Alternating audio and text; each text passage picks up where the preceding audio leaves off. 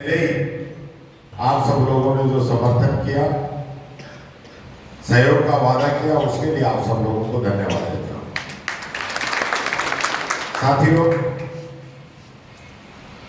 ये भी हमारे लिए गर्व का विषय है कि 75 वर्ष में पहली बार दलित समाज का नेता प्रतिपक्ष बना है और अलवर से तो किसी भी समाज से पहली बार। और ये टीकाराम जूली नहीं बनाई आप सब लोगों ने, मेरे को इसलिए नहीं बनाया कि टीकाराम जूली हूँ, मुझे इसलिए बनाया कि मैं प्रतिनिधित्व करता हूँ, इसलिए मुझे नेता प्रतिपक्ष बनाया। आज हमारे लिए और भी बड़े गर्व की बात है कि हमारे राष्ट्रीय अध्यक्ष मल्लिकार्जुन खड़गे जी, वो भी एक दलित परिवार से आते हैं और उनका भी वो जब 7 साल के थे ना, तो जो वहां के उन लोगों ने उनके घर को जला दिया था जब वो 7 साल के, और उनकी माँ उनकी बहन जिंदा जल गए थे घर के। ऐसी तानाशाही थी उस समय। 48 की बात है, शायद देश आजाद हुआ, लेकिन वहां पे दबंगाई उस समय भी चल रही। वहां से वो संघर्ष करके आज यहाँ तक पहुंचे और पूरे जीवन के अंदर, चाहे विधानसभा हो, लोकसभा हो, राज्यसभा हो और चुनाव हो, एक बार लास्ट लोकसभा के चुनाव हारे, बाकी लगातार 9-10 चुनाव वो जीते हैं। ये बड़े गर्व की बात है।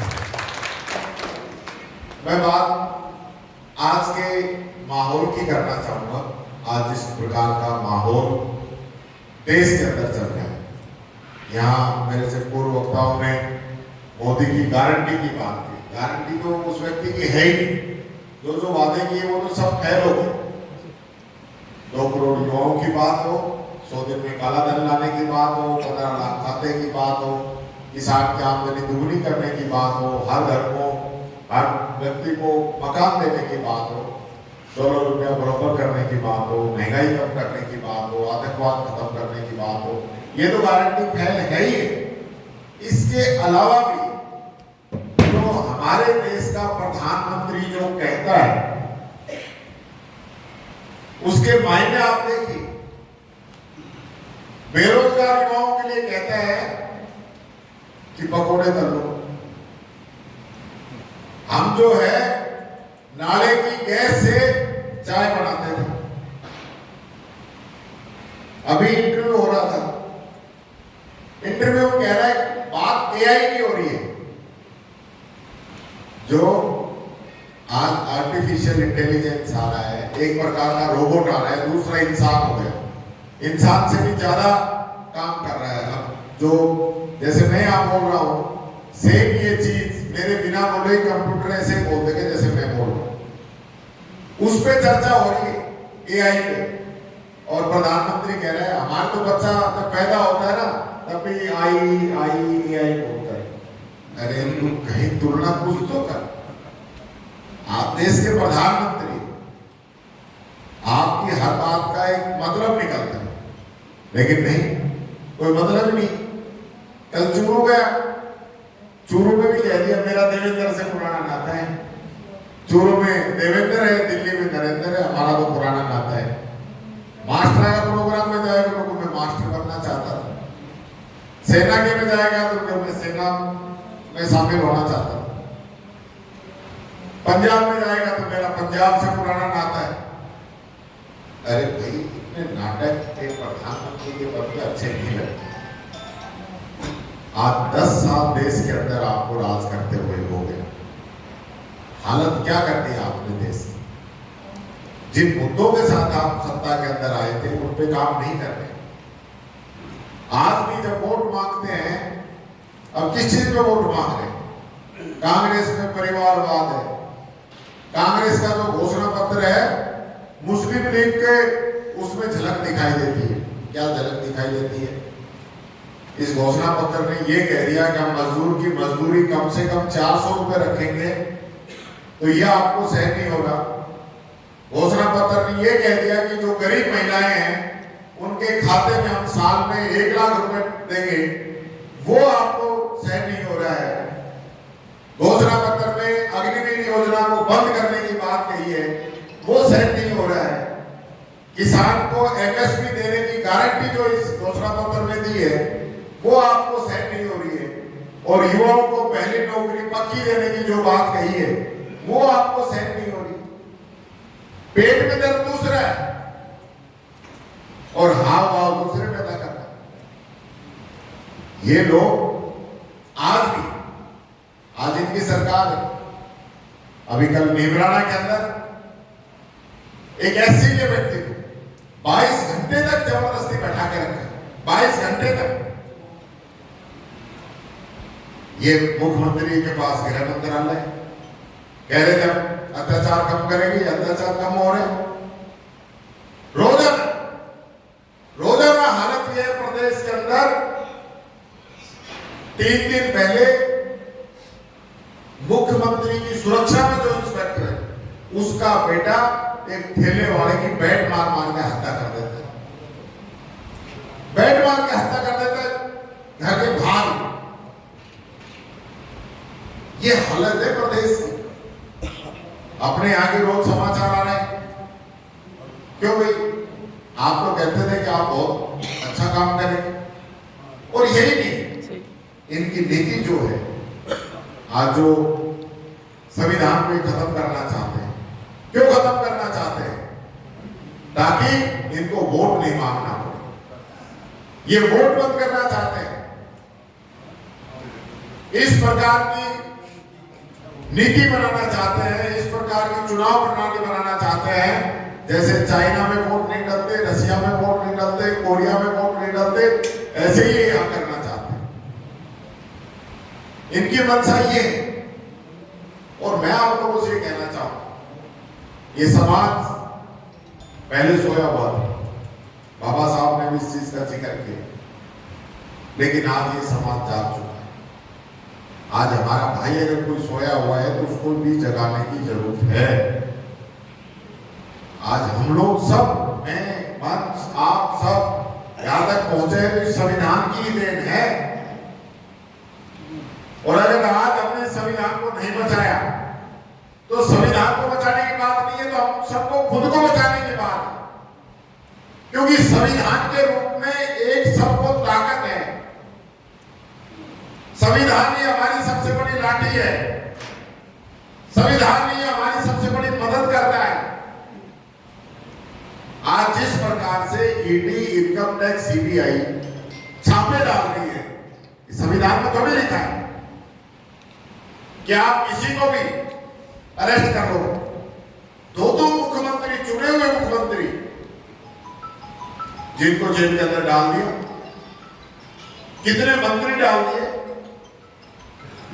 और जो लोग जिन पर आरोप थे अगर बीजेपी ज्वाइन कर ली तो कोई उस पर 1% का भी आरोप नहीं, उनकी सबकी फाइल बंद कर दी। मैं धन्यवाद देता हूं राहुल गांधी जी, जिन्होंने इस घोषणा पत्र के अंदर ये दो चीज भी दी कि न्याय प्रणाली का, जो न्याय प्रणाली चल रही है, इसका भी रिव्यू होगा, दोबारा इसको सही किया जाएगा। और जो लोग आज मोदी का साथ दे रहे हैं, संवैधानिक संस्थाओं को कमजोर कर रहे हैं, इनकी भी जांच होगी बाद में कि आज जो मर्जी जो जिसको अंदर कर रहा है ना, जवाब उनको भी देना पड़ेगा। मैं कल ही देख रहा था महाराष्ट्र के अंदर भीमा कोरेगांवकर गांव की घटना, जहां आप सब लोग जानते हैं, कितने लोगों को बंद कर दिया, जबरदस्ती बंद कर दिया। एक एससी समाज की प्रोफेसर 6 साल में, उसको कल जमानत हुई है, सुप्रीम कोर्ट ने पूछा इसके तो सबूत ही नहीं है, जिस धाराओं के अंदर आप इसको अंदर डाल रहे हो। रोहित वेमुला जैसे नौजवान साथियों को ये लोग मार रहे हैं। या तो आप इनकी बात मान लो, या अगर आप सर उठाओगे तो आपका सर कुचल देंगे। ये नीति है इन लोगों की, इसलिए अपने को ये बात समझनी पड़ेगी। पहले भी आजादी कोई ऐसे नहीं मिली थी, आजादी लड़के ही मिली थी, लोगों ने अपनी जान बलिदान की थी। आज भी वही हालत है। एक प्रकार से इन लोगों ने हमें वापस गुलाम बनाने की साजिश रच रहे हैं। इसलिए आप सबसे आग्रह है, आप सब लोग एकजुट होकर गांव-गांव, ढाणी-ढाणी तक जाइए, समाज को संदेश दीजिए कि आज कांग्रेस खतरे में नहीं है, देश का संविधान खतरे में नहीं है, ये देश ही खतरे में है। और अगर देश खतरे में है तो फिर इस देश में रहने वाले सब लोग खतरे में। हमारी पहचान हमारे देश से है, और हमारे देश ही नहीं रहेगा तो हम कहां से रहेंगे। इसलिए इस चीज को हर गांव, ढाणी और सिर्फ अलवर ही नहीं, जहां जहां भी यारी रिश्तेदारी मिलनसारी है, अलवर से बाहर भी, राजस्थान से बाहर भी, जहां भी आपसे बात होती है, सब जगह कहिए, सब लोग मिलके कांग्रेस को वोट दें। और एक बात और कह देता हूं, ये सारे लोगों की गलतफहमी निकाल देना आप लोग। ये जो ये कह रहे हैं ना कि हम जीत रहे हैं 400 बार और ये 200 सीट भी नहीं आएगी, मैं चैलेंज कर रहा हूं, नोट कर लेना 200 सीट, 400 बार, 400 बार, 400 बार। टाइम बताएगा, मैं घूम रहा हूं पूरे राजस्थान में, और जगह भी बात हो रही है, हालत खराब है, अलवर से ही देख लो ना। जब 400 पार है तो क्यों हाई को बचा रहे हो? 10 साल में मोदी इतना नहीं आया, जब पिछले 10 दिन में आ गया। परसों चूरू में था, कल पुष्कर में था, 1-2 दिन में फिर आ रहा है। कहीं अमित शाह आ रहा है, कहीं राजनाथ आ रहा है, कहीं आदित्यनाथ आ रहा है।